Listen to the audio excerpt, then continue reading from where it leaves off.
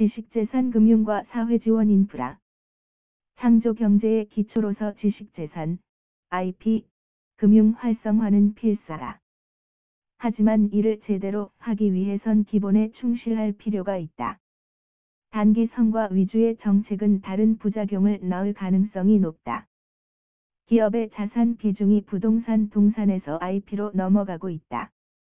하지만 IP와 IP 금융은 여전히 불확실성 등의 어려움이 남아 있다. 따라서 다소 시간이 걸리더라도 정책금융과 동시에 시장에서 금융기관 스스로가 IP 금융이 가지는 수익성 등에 좀 더 주목하도록 유도할 필요가 있다.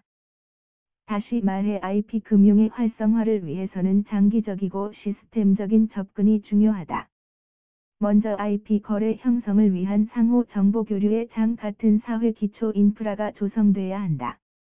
그리고 IP 거래에 따른 위험성에 대한 안전장치, 즉 IP 보험이나 부실한 IP를 매입해 처리하는 IP 자산관리공사 등등 일련의 사회 지원 인프라가 기본적으로 구축돼야 한다. 그리고 초기 IP 기업에 대한 창업보육센터 보육 기능의 실효성을 제고할 필요가 있다. 단지 공간이나 시설을 제공하는 데에 그치지 않고 IP의 상품화 등을 위한 마케팅, 재무, 정보 교류 내지 업무 제휴 등을 지원하는 유기적인 클러스터나 네트워크 시장을 조성 지원하는 정책이 필요하다.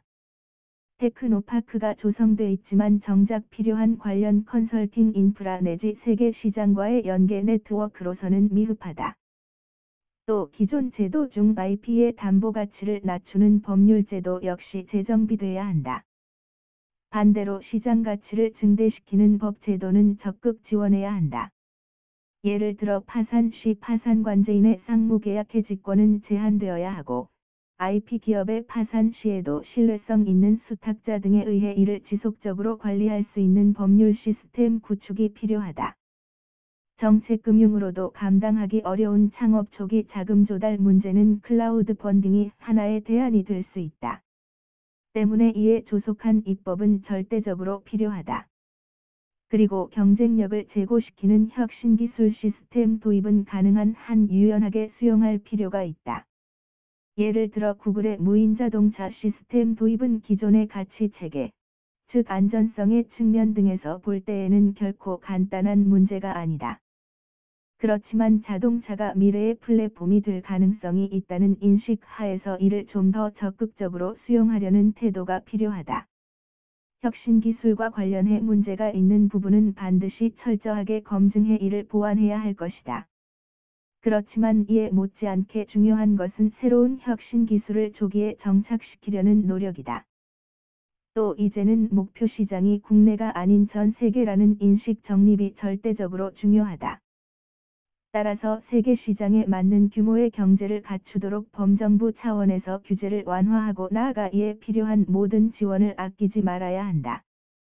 이와 같이 사회 지원 인프라가 시스템적으로 효율적으로 작동돼야 IP 거래가 활발해지고 나아가 IP 금융 자체에 대한 시장 수요도 늘게 된다.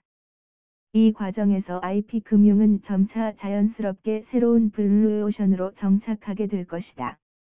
마지막으로 IP 금융 등을 조정하고 통합하는 컨트롤 타워 기능이 좀 더 강화돼야 한다.